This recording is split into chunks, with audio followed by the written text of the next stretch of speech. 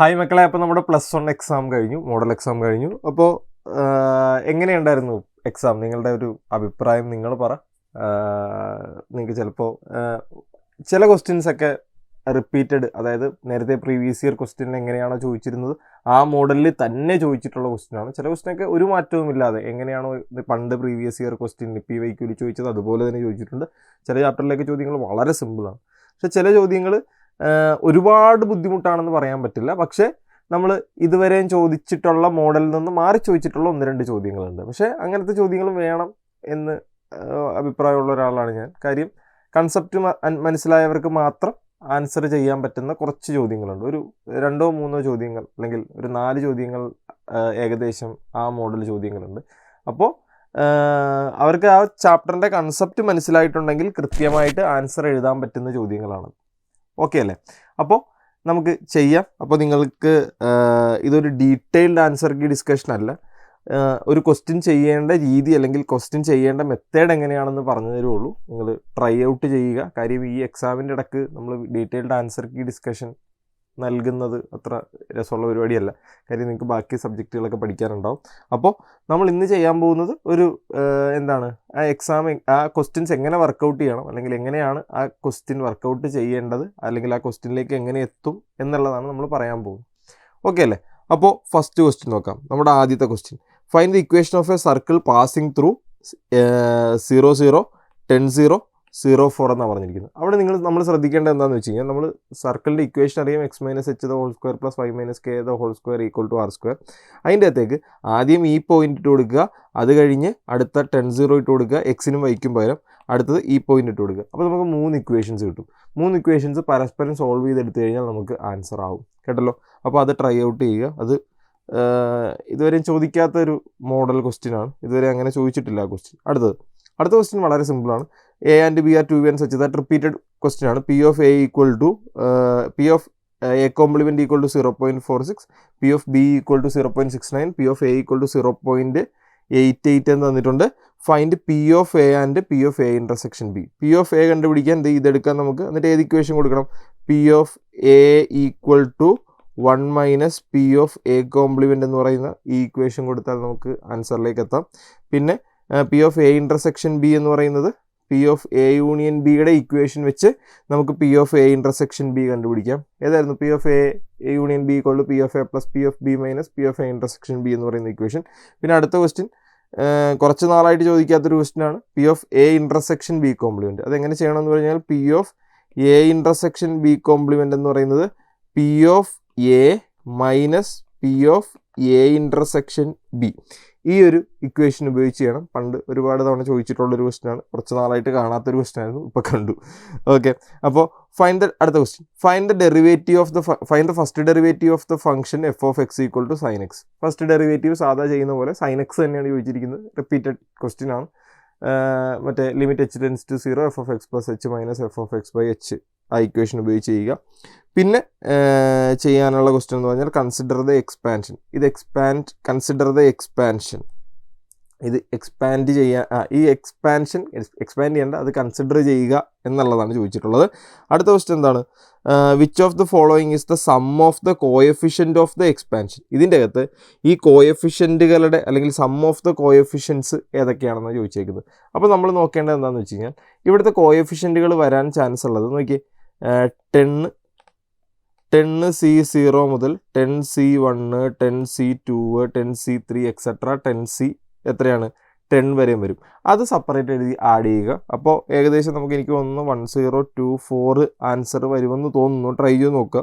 1024 അത് തന്നെ 1024 ആൻസർ വരും എന്നാണ് എനിക്ക് തോന്നുന്നത്. അതായത് 2n എന്ന് പറയുന്ന ഇക്വേഷനാണ് നമ്മളവിടെ ഉപയോഗിക്കേണ്ടത്. അപ്പോൾ 210 വരും. അപ്പോൾ 1024 എന്ന് ആൻസർ വരും.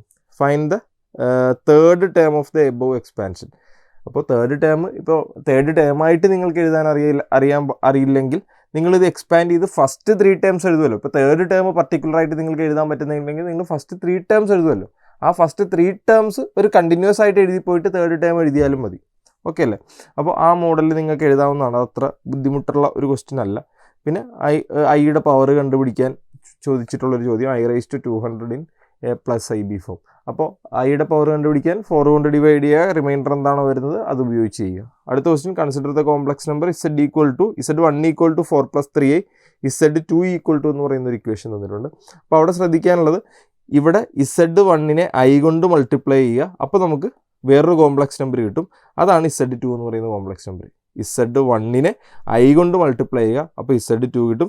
എന്നിട്ട് പിന്നെ അവർ പറഞ്ഞിട്ടുള്ളത് ഈ ക്വസ്റ്റ്യൻ നോക്കിയാൽ, draw the complex plain and mark the point Z1 and Z2. ഒന്നുമില്ല, നമ്മളൊരു എക്സ് ആക്സിസും വൈ ആക്സിസും വരയ്ക്കുക.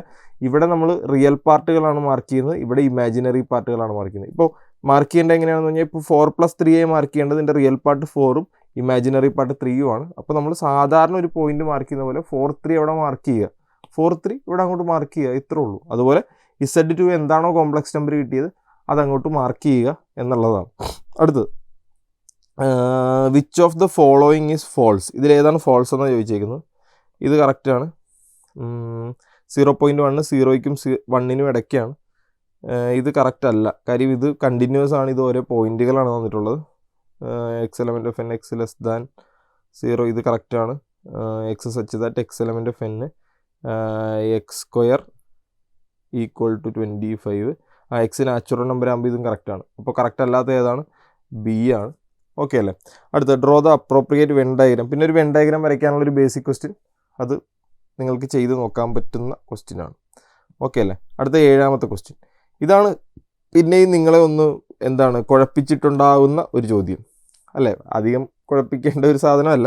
നോക്കി, കൺസിഡർ എ ലൈൻ എന്ന് പറഞ്ഞൊരു ലൈൻ തന്നിട്ടുണ്ട്. 3x + 3y = 6. Draw the line in Cartesian plane. അപ്പോൾ ലൈൻ ഡ്രോ ചെയ്യുക എന്നുള്ളതാണ് ആദ്യം. ഇതിൻ്റെ ഏറ്റവും ബേസിക് മെത്തേഡ്, അല്ലെങ്കിൽ എല്ലാവർക്കും ചെയ്യാൻ പറ്റുന്നൊരു മെത്തേഡ് എന്ന് പറഞ്ഞു കഴിഞ്ഞാൽ, ഇത് നോക്കി, x + 3y = 6 എന്ന് പറയുന്നത് നമ്മൾ y = എന്നും പറഞ്ഞ് മാറ്റി എഴുതുക. അതായത് 3y = 6 - x, അപ്പോൾ y = 6 - x/3 എന്ന് കിട്ടും. എന്നിട്ട് നമ്മൾ മറ്റേ എക്സും വൈ ഒക്കെ കോളം വരച്ച് എക്സിൻ്റെയും വൈയുടെയും പോയിന്റുകൾ വെച്ചാൽ നമുക്ക് ആൻസർ കിട്ടും. ഇനി അതല്ല എങ്കിൽ ഒരു ജനറൽ മെത്തേഡ് എന്ന് പറഞ്ഞാൽ, ഈ ലൈനിനെ നമുക്ക് നോക്കി ഒരു സ്ട്രൈറ്റ് ലൈനിൻ്റെ ഫോമിൽ ചിന്തിക്കണമെങ്കിൽ x + 3y = 6 ആണ്. എല്ലാത്തിനെയും 6 കൊണ്ട് ഡിവൈഡ് ചെയ്യുക. അപ്പോൾ 6 വന്നു, ഇവിടെ 6 കൊണ്ട് ഡിവൈഡ് ചെയ്തു, ഇവിടെ 6 കൊണ്ട് ഡിവൈഡ് ചെയ്തു. അപ്പോൾ നമുക്ക് ആൻസർ x/6 + y/2 = 1 എന്ന് കിട്ടി. ഇതെന്താണ്? ഒരു ഇൻ്റർസെപ്റ്റ് ഫോമാണ്. x ഇൻ്റർസെപ്റ്റ് 6ഉം y ഇൻ്റർസെപ്റ്റ് 2ഉം. അപ്പോൾ ആ ലൈൻ പോകുന്നത് ഏകദേശം ഇങ്ങനെയായിരിക്കും. x ഇൻ്റർസെപ്റ്റ് 6 ആണ്, അതായത് ഇത് 6 0യും, y ഇൻ്റർസെപ്റ്റ് 2 ആണ്, അതായത് ഇത് 0 2ഉം. ഇങ്ങനെയായിരിക്കും ആ ലൈൻ പാസ് ചെയ്യുന്നത്. ഓക്കെ അല്ലേ? അതങ്ങനെ വരയ്ക്കാം. പിന്നെ ഇക്വേഷൻ കണ്ടുപിടിക്കാനുള്ള basic question, find the equation of a line L2 parallel to L1. അപ്പോൾ വേറൊരു ലൈൻ ഉണ്ട്, അത് ഇതിന് പാരലാണ്, അത് പാസ് ചെയ്യുന്നൊരു പോയിന്റ് തന്നിട്ടുണ്ട്, ഒറിജിൻ. അപ്പോൾ പാസിംഗ് പോയിന്റും തന്നു, ഇതിന് പാരലായിട്ടുള്ളൊരു ലൈനിൻ്റെ ഇക്വേഷനാണ് കണ്ടുപിടിക്കേണ്ടത്. അപ്പോൾ ഇതിൻ്റെ സ്ലോപ്പ് കണ്ടുപിടിക്കുക, അത് തന്നെ ആയിരിക്കും മറ്റതിന്. അപ്പോൾ സ്ലോപ്പും പോയിന്റും കിട്ടി, പോയിന്റ് സ്ലോപ്പ് ഫോം വഴി ചെയ്യാവുന്നതാണ്. Calculate the distance between line. ഈ 2 ലൈൻസിൻ്റെ ഇക്വേഷൻ കണ്ടുപിടിക്കുക. പാരൽ ലൈൻസ് ആണ്. അപ്പോൾ ഇക്വേഷൻ C1 - C2 റൂട്ടിൻ്റെ അകത്ത് a² + b². ആ ഇക്വേഷൻ ഉപയോഗിച്ചാൽ ആൻസർ കിട്ടും. The point P is at a distance of 3, 4, 5 from XY plane, YZ plane, XZ plane respectively. അപ്പോൾ XY പ്ലെയിനിൽ നിന്ന് 3 യൂണിറ്റ് എന്ന് പറഞ്ഞു കഴിഞ്ഞാൽ അതിൻ്റെ Z കോർഡിനേറ്റ് 3 ആയിരിക്കും അല്ലേ? YZ പ്ലെയിനിൽ നിന്ന് 4 യൂണിറ്റ്സ് എന്ന് പറഞ്ഞു കഴിഞ്ഞാൽ അതിൻ്റെ X കോർഡിനേറ്റ് 4 ആയിരിക്കും. XZ പ്ലെയിനിൽ നിന്ന് 5 യൂണിറ്റിൽ എന്ന് പറഞ്ഞാൽ അതിൻ്റെ Y കോർഡിനേറ്റ് 5 ആയിരിക്കും. അപ്പോൾ പോയിന്റ് 4, 5, 3 എന്ന് വരും. അപ്പോൾ ഇതാണ് ആൻസർ, 4, 5, 3. സിമ്പിൾ ക്വസ്റ്റ്യൻ ആണ്. ഇനി the 3 vertices of A parallelogram. ഒരു പാരലോഗ്രാം ഉണ്ട്, ആ പാരലോഗ്രാമിൻ്റെ 3 വെർട്ടിസസ് A ഉണ്ട്, B ഉണ്ട്, C ഉണ്ട്, D നമുക്കറിയില്ല. ഡിയുടെ വെർട്ടിസസ് ആണ് നമുക്ക് കണ്ടുപിടിക്കേണ്ടത് അല്ലേ? ഇത് ചെയ്യേണ്ടത് എങ്ങനെയാണെന്ന് വെച്ച് കഴിഞ്ഞാൽ, ഇതിൻ്റെ ഡയഗണൽ കണ്ടുപിടിക്കുക, ഇതിൻ്റെ ഡയഗണൽ കണ്ടുപിടിക്കുക. ഇതിൻ്റെ ഡയഗണലിൻ്റെ മിഡ് പോയിൻറ്റ്സ് ഇൻ്റർസെക്റ്റ് ചെയ്യും. അതായത് AC-യുടെ മിഡ് പോയിൻ്റ് എന്താണോ അത് തന്നെ ആയിരിക്കും BD-യുടെ മിഡ് പോയിൻറ്റ്. അപ്പോൾ നിങ്ങൾ ആദ്യം AC-യുടെ മിഡ് പോയിൻറ്റ് കണ്ടുപിടിക്കുക. അപ്പോൾ നമുക്ക് ഈ മിഡ് പോയിൻറ്റ് കിട്ടി. അപ്പോൾ ഈ മിഡ് പോയിൻറ്റ് വെച്ചുകൊണ്ട് ഈ പോയിൻറ്റ് ഇതുമായി കമ്പയർ ചെയ്ത് കണ്ടുപിടിക്കാൻ പറ്റുന്നത്. ഓക്കെ അല്ലേ? ട്രൈ ഔട്ട് ചെയ്യുക. അടുത്തത്, let A = 1 2 3 4 5 6, B 1 2 3, B = 1 2 3 4 5 6. B2 sets how many relations? എന്ന് പറഞ്ഞാൽ എന്താ? 2 raised to A into B ആണ്. അതായത് 2 raised to Aയിൽ എത്ര പേരുണ്ട്? 3. ബിയിൽ എത്ര പേരുണ്ട് 6, അപ്പോൾ 2/18 ആയിരിക്കും നമ്പർ ഓഫ് റിലേഷൻസ് വരുന്നത്. പിന്നെ സാധാ ഒരു question, express the relation x y such that x element of a y element of b x minus y is divisible by 3. അപ്പോൾ എക്സിൽ നിന്ന് വൈ കുറച്ചാൽ അത് 3 കൊണ്ട് ഡിവിസിബിൾ ആണെന്ന് എഴുതണം. അത് ആദ്യം റോസ്റ്റർ ഫോമിൽ എഴുതുക. അടുത്ത ക്വസ്റ്റ്യൻ, ഇത് ഫംഗ്ഷൻ ആണോ എന്നാണ്. ഫംഗ്ഷൻ ആവാൻ ചാൻസ് ഇല്ല, കാര്യം 2 വരും, 2 5 വരും, പിന്നെ ഏതാണ് 1 വരും, 1 4 വരും. അപ്പോൾ ഇത് ഫംഗ്ഷൻ ആവാൻ ചാൻസ് ഇല്ല. ഫംഗ്ഷൻ ആവാൻ ചാൻസ് ഇല്ലെന്നല്ല, ഫംഗ്ഷൻ അല്ല. അപ്പോൾ അത് ഓർത്തേക്കുക. പിന്നെ വളരെ സിമ്പിളായിട്ടുള്ള അടുത്തൊരു ക്വസ്റ്റ്യൻ, സോൾവ് 5x - 10 <= 5. ആ എക്സുകളെല്ലാം അവിടെ നിർത്തി ബാക്കിയെല്ലാം പെറുക്കി ഇപ്പുറത്തേക്ക് കൊണ്ടുവന്നാൽ ആൻസറാണ്. ഒരു simple question. Solve the inequality 3 × 2x - > 8x + 11 and mark the solution in number line. വളരെ സിമ്പിൾ ക്വസ്റ്റ്യൻ ആണ്. 3 മാർക്കും ഇതിന് വന്നിട്ടുണ്ട്. വളരെ സിമ്പിളായിട്ട് നിങ്ങൾക്ക് അത് സോൾവ് ചെയ്യുക. സോൾവ് ചെയ്തിട്ട് നമ്പർ ലൈനിൽ പ്ലോട്ട് ചെയ്യുക എന്നുള്ളത് മാത്രമേ ഉള്ളൂ. വളരെ സിമ്പിളായിട്ട് എപ്പോഴും ചോദിക്കുന്ന രീതിയിൽ തന്നെ ചോദിച്ചിട്ടുണ്ട്. കഴിഞ്ഞ തവണ ക്രിസ്മസ് എക്സാമിന് ഏറ്റവും ബുദ്ധിമുട്ടായിട്ട് ചോദിച്ചൊരു ചാപ്റ്റർ ആയിരുന്നു നമ്മളുടെ ഇത് ലീനിയർ ഇൻക്വാലിറ്റീസ്. പക്ഷേ ഇപ്രാവശ്യം കുറച്ച് എളുപ്പമാക്കിയിട്ടുണ്ട് അവർ. ഓക്കെ, അടുത്തതിലേക്ക് പോവാം. അടുത്തത് പിന്നെയുള്ള ഒരു പ്രശ്നം എന്താണെന്ന് വെച്ച് കഴിഞ്ഞാൽ ഈ ക്വസ്റ്റ്യൻ ആയിരിക്കും പിന്നെ കുറച്ച് കുട്ടികളെ കുഴപ്പിച്ചിട്ടുള്ളത്. അടുത്ത പിന്നെ കുറച്ച് പേരെങ്കിലും കുഴപ്പിച്ചിട്ടുള്ളൊരു ക്വസ്റ്റ്യൻ ആയിരിക്കും ഈ 11ാമത്തെ ക്വസ്റ്റ്യൻ. ഇതിൻ്റെ പ്രത്യേകത എന്താണെന്ന് വെച്ച് കഴിഞ്ഞാൽ ഞാൻ നേരത്തെ പറഞ്ഞില്ലേ, ഒരു കൺസെപ്റ്റ് മനസ്സിലാക്കി പഠിച്ചവർക്ക് മാത്രം ആൻസർ ചെയ്യാൻ പറ്റുന്നൊരു ക്വസ്റ്റ്യനാണ്. കാര്യം നിങ്ങൾ ട്രിഗ്നോമെട്രി എന്ന് പറയുന്ന ചാപ്റ്റർ തുടങ്ങുമ്പോൾ അതിൻ്റെ അകത്ത് ട്രിഗ്നോമെട്രിക് ഫങ്ഷൻസ് തുടങ്ങുന്നൊരു സ്ഥലമുണ്ട്. അവിടെ നമ്മൾ ട്രിഗ്നോമെട്രിക് ഫങ്ഷൻസ് പഠിപ്പിക്കുന്നത് മറ്റേ യൂണിറ്റ് സർക്കിൾ എടുത്ത് വെച്ച് അത് ഇങ്ങനെ അതിൻ്റെ റൊട്ടേഷൻസ് ആണ്. യൂണിറ്റ് സർക്കിളിലെ റൊട്ടേഷൻസ് ആണ് നമ്മൾ പഠിപ്പിക്കുന്നത്. ആ യൂണിറ്റ് സർക്കിളിലെ റൊട്ടേഷൻ പഠിപ്പിക്കുമ്പോൾ നമ്മൾ ഒരു പോയിന്റ് എടുത്തിട്ട് കോർഡിനേറ്റ്സ് ആയിട്ട് 2 പോയിന്റുകൾ എടുക്കും. ഇവിടെ കോർഡിനേറ്റ്സ് ആയിട്ട് എടുക്കുന്നതിൻ്റെ എക്സ് കോർഡിനേറ്റ് എന്ന് പറയുന്നത് കോസ് എക്സും വൈ കോർഡിനേറ്റ് എന്ന് പറയുന്നത് സൈൻ എക്സും ആയിരിക്കും. ഓക്കെ അല്ലേ? അപ്പോൾ ഇവിടുന്ന് തന്നെ നമുക്ക് കോസ് എക്സ് ഈക്വൽ ടു എത്രയാണ് 0.6 എന്നും സൈൻ എക്സ് ഈക്വൽ ടു 0.8 എന്നും കിട്ടും. അപ്പോൾ 2 വാല്യൂസും നമുക്ക് ഡയറക്റ്റ് കിട്ടി. ഇനി sin 2x കണ്ടുപിടിക്കാൻ sin 2xൻ്റെ നമ്മൾ കാണാതെ പഠിച്ചിട്ടുള്ളൊരു ഇക്വേഷൻ ഉണ്ട്. sin 2x കണ്ടുപിടിക്കാൻ 2 sin x cos x എന്ന് പറയുന്ന ഒരു ഇക്വേഷൻ ഉണ്ട്, അതിട്ട് കൊടുക്കാം. പിന്നെ find the coordinates of Q എന്ന് പറഞ്ഞാൽ ഇതിൻ്റെ നേരെ നെഗറ്റീവ് ആണ് ഇവിടെ വരുന്നത്. അപ്പോൾ 0.6ൻ്റെ നെഗറ്റീവ് -0.6ഉം 0.8ൻ്റെ കോർഡിനേറ്റ്സ് വൈ കോർഡിനേറ്റ് -0.8ഉം എന്ന് വരും. ഇതൊരു ഇമ്പോർട്ടൻറ്റ് ക്വസ്റ്റ്യൻ ആണ്, നല്ല ക്വസ്റ്റ്യൻ ആണ്. ഞാൻ നേരത്തെ പറഞ്ഞ പോലെ കൺസെപ്റ്റായിട്ട് വെറുതെ പ്രീവിയസ് ഇയർ ക്വസ്റ്റ്യൻസും വെറുതെ ക്വസ്റ്റ്യൻസ് വർക്കൗട്ടും ചെയ്യാതെ NCERT ടെക്സ്റ്റ് ബുക്കൊക്കെ ഒന്ന് വെറുതെ വായിക്കുന്ന ഒരാൾക്ക് ആൻസർ ചെയ്യാൻ പറ്റുന്നൊരു പിന്നെ ഈ പറയുന്ന പോലെ നിങ്ങളെ പഠിപ്പിച്ചിട്ടുള്ള ആൾ അതിൻ്റെ ബേസിക് കൺസെപ്റ്റ് വെച്ച് പഠിപ്പിച്ചിട്ടുണ്ടെങ്കിൽ ഇത് സിമ്പിളായിട്ട് മനസ്സിലാവുന്നൊരു സാധനമാണ്. ഓക്കെ അല്ലേ? അപ്പോൾ അടുത്തത് കൺസിഡർ ദ ഡിജിറ്റ്സ്. ഇവിടെ ശ്രദ്ധിക്കാനുള്ള കാര്യം, ഇവിടെ 4 ഡിജിറ്റ്സ് തന്നിട്ടുണ്ട്, പിന്നെ 3 ക്വസ്റ്റ്യൻസ്. അത് നിങ്ങൾ സിമ്പിളായിട്ട് നിങ്ങൾക്ക് ചെയ്യാൻ പറ്റുന്നതാണ്. 3 digit numbers formed by the above digit without repetition of the digit. Repetition ഇല്ലാതെ സോൾവ് ചെയ്യുക. അത് നേരത്തെ പറഞ്ഞ പോലെ നമ്മൾ 3 ഡിജിറ്റ് നമ്പർ ഫോം ചെയ്യുന്ന രീതി തന്നെ. പിന്നെ അടുത്ത് പറഞ്ഞേക്കുന്നത് മൾട്ടിപ്പിൾ ഓഫ് 3 ആയിരിക്കണം എന്നാണ് പറഞ്ഞേക്കുന്നത്. മൾട്ടിപ്പിൾ ഓഫ് 3യുടെ പ്രത്യേകത എന്താണെന്ന് വെച്ച് കഴിഞ്ഞാൽ ഇതിൻ്റെ സമ്മ് വരണം. മൾട്ടിപ്പിൾ ഓഫ് 3യുടെ പ്രത്യേകത ഈ 3 നമ്പേഴ്സിൻ്റെയും സമ്മ് 3യുടെ മൾട്ടിപ്പിൾ ആയിട്ട് വരണം. അപ്പോൾ അത് ഫില്ല് ചെയ്യുമ്പോൾ അത് നോക്കി ഫില്ല് ചെയ്യുക. പിന്നെ അടുത്ത ഫില്ല് ചെയ്യാൻ പറഞ്ഞിട്ടുള്ളത് 6 നമ്പേഴ്സ് എബവ് 600 വരണം. അപ്പോൾ ഈ ഫസ്റ്റ് നമ്പർ ഫില്ല് ചെയ്യുമ്പോൾ 6 മുതൽ മേളിലേക്കുള്ള നമ്പർ 6ഉം 7ഉം മാത്രമേ നമുക്ക് അവിടെ ഫില്ല് ചെയ്യാൻ പറ്റുള്ളൂ. അത് മനസ്സിൽ വെച്ച് ഫില്ല് ചെയ്താൽ അതിൻ്റെ ആൻസർ കറക്റ്റാണ്. പിന്നെ സാധാരണ ഗ്രാഫ് വരയ്ക്കാൻ ഒരു ക്വസ്റ്റ്യൻ ചോദിക്കും. ഇപ്രാവശ്യം ചോദിച്ചത് സ്പ്ലിറ്റ് ഫംഗ്ഷനാണ്, അതായത് 2 ഭാഗങ്ങളുള്ളൊരു ഫംഗ്ഷൻ തന്നെന്ന് മാത്രം. നേരത്തെ സാധാരണ mod x+2 ഇതൊക്കെയായിരുന്നു ചോദിച്ചുകൊണ്ടിരുന്നത്. അപ്പോൾ ഇവിടെ 2 ഭാഗങ്ങൾ തന്നിട്ടുണ്ടെന്ന് മാത്രം. ചെയ്യുന്ന രീതി സിമ്പിൾ തന്നെ, എക്സും വൈയും വരച്ച് അതുപോലെ തന്നെ ചെയ്യുക. പിന്നെ അതിൻ്റെ റേഞ്ച് കണ്ടുപിടിക്കുക. ഗ്രാഫ് വരച്ച് കഴിഞ്ഞാൽ റേഞ്ച് കണ്ടുപിടിക്കാൻ എളുപ്പമാണ്. പിന്നെ ലിമിറ്റ് കണ്ടുപിടിക്കാനൊന്നുമില്ല. ലെഫ്റ്റ് ഹാൻഡ് ലിമിറ്റ് കണ്ടുപിടിക്കുക, റൈറ്റ് ഹാൻഡ് ലിമിറ്റ് കണ്ടുപിടിക്കുക, അത്രേ ഉള്ളൂ. ഇവിടെ സ്പ്ലിറ്റ് വന്നിട്ടുള്ളതുകൊണ്ട് ലെഫ്റ്റ് ഹാൻഡ് ലിമിറ്റും റൈറ്റ് ഹാൻഡ് ലിമിറ്റും f(1) കണ്ടുപിടിച്ചാൽ അത് ഈക്വൽ ആണെങ്കിൽ അവിടെ ലിമിറ്റ് എക്സിസ്റ്റ് ചെയ്യും, അതായിരിക്കും ആൻസർ. പിന്നെ ഇത് ഒരു നല്ല ക്വസ്റ്റ്യനാണ്, ഇമ്പോർട്ടൻറ്റ് ക്വസ്റ്റ്യനാണ്. Okay, A bag contains 10 yellow balls and 7 green balls and 6 white balls. അപ്പോൾ മൊത്തം 10 യെല്ലോ ബോൾസ് ഉണ്ട്, 7 ഗ്രീൻ ഉണ്ട്, 6 വൈറ്റ് ഉണ്ട്. സാധാരണ നമ്മളോട് ചോദിച്ചിട്ടുണ്ട് ഇതിൻ്റെ അകത്ത് 3 ബോൾ എടുക്കുമ്പോൾ അത് റെഡ് ആകാനുള്ളത് അങ്ങനെയൊക്കെ ആയിരുന്നു. പക്ഷേ ഇവിടെ അങ്ങനെയല്ല ചോദിച്ചേക്കുന്നത്. ഇതിൻ്റെ അകത്ത് നമ്മൾ 3 ബോൾ സെലക്ട് ചെയ്യുന്നു. സെയിം കളർ ആവാനുള്ള പ്രോബിലിറ്റി എന്താണെന്ന് ചോദിച്ചേക്കുന്നത്, അല്ലെങ്കിൽ സെയിം കളർ ആവാനുള്ള സെയിം കളർ ആവാനുള്ള എന്തെത്രയാണെന്ന് ചോദിച്ചേക്കുന്നത് നമ്പേഴ്സ്. അപ്പോൾ അതെങ്ങനെ കണ്ടുപിടിക്കും? സെയിം കളർ എന്ന് പറഞ്ഞാൽ ഞാൻ എടുക്കുന്ന എല്ലാ കളറും ഒന്നെങ്കിൽ യെല്ലോ ആയിരിക്കണം, ഞാൻ എടുക്കുന്ന 3 എണ്ണവും വൈറ്റ് ആയിരിക്കണം, അല്ലെങ്കിൽ ഞാൻ എടുക്കുന്ന 3 ഗ്രീൻ ആയിരിക്കണം. അതായത് ഒന്നെങ്കിൽ എനിക്ക് 3 എന്തെടുക്കാം, യെല്ലോ എടുക്കാം, അത് 10C3 പ്ലസ്, അല്ലെങ്കിൽ എനിക്ക് 3 ഗ്രീൻ എടുക്കാം, അപ്പോൾ 10C ഇങ്ങോട്ട് എഴുതാം. അതായത് എനിക്ക് 3 ബോൾ എടുക്കണം, ആ 3 ബോളും സെയിം കളർ ആയിരിക്കണം. അപ്പോൾ 3 ബോളും ഒന്നെങ്കിൽ യെല്ലോ ആയിരിക്കണം, അതായത് 10C3, അതായത് 3 എടുക്കണം, 3 യെല്ലോ മൊത്തം 10 ആണുള്ളത്, അപ്പോൾ 10ൽ നിന്ന് 3. ഇനി എടുക്കുന്നത് എല്ലാം ഗ്രീൻ ആയിരിക്കണം, അപ്പോൾ 7C3 പ്ലസ് അടുത്തെന്താണ് 6C3, ഇങ്ങനെ വരും. പിന്നെ എല്ലാം ഡിഫറൻറ്റ് കളർ ആയിരിക്കണം, അപ്പോൾ യെല്ലോ ഒരെണ്ണം എടുക്കാൻ പറ്റുള്ളൂ, ഗ്രീൻ ഒരെണ്ണം എടുക്കാൻ പറ്റുള്ളൂ, വൈറ്റ് ഒരെണ്ണം എടുക്കാൻ പറ്റുള്ളൂ. അപ്പോൾ എല്ലാം 1 ഇൻറ്റു ഇട്ട് എഴുതണം, അത്രേ ഉള്ളൂ. 10C1 into 7C1 into 10C1 into 7C1 into 6C1 എന്ന് ആൻസർ വരും. ഓക്കെ അല്ലേ? ഇനി അടുത്തത് ഇത് എലിപ്സിൻ്റെ ഡയറക്റ്റ് ക്വസ്റ്റ്യൻ, വളരെ സിമ്പിളായിട്ട് ചെയ്യാൻ പറ്റുന്നൊരു ക്വസ്റ്റ്യൻ. ഫോക്കസും തന്നിട്ടുണ്ട്, പിന്നെ പാസിംഗ് പോയിന്റും തന്നിട്ടുണ്ട്, ഡയറക്റ്റായിട്ട് ഇക്വേഷൻ എഴുതാം. അത് കഴിഞ്ഞിട്ട് ലെങ്ത് ഓഫ് മൈനർ ആക്സിസും മേജർ ആക്സിസും കണ്ടുപിടിക്കുക. പിന്നെ ഏറ്റവും അവസാനം ഇക്വേഷൻ ഓഫ് എലിപ്സ് കണ്ടുപിടിക്കുക. സിമ്പിൾ ക്വസ്റ്റ്യൻ ഇതാണ്. പിന്നെ ചെയ്യേണ്ട ഒരു ഇമ്പോർട്ടൻറ്റ് സാധനം, fine in the figure given below shows the point 41 on the line divides the segment between the coordinates of axis in the ratio 2:1. അപ്പോൾ ഇത് ഇവിടെ വെച്ചാണ് ഡിവൈഡ് ചെയ്യുന്നത് 2:1. അപ്പോൾ നമ്മൾ ആ ഫോർമുല ഉപയോഗിച്ച് ഇതാണ് എക്സ് ഇൻ്റർസെപ്റ്റ്, ഇതാണ് വൈ ഇൻ്റർസെപ്റ്റ്. വൈ ഇൻ്റർസെപ്റ്റ് എന്ന് പറയുമ്പോൾ എക്സ് 0 ആയിരിക്കും, വൈ മാത്രമേ ഉണ്ടാവുള്ളൂ.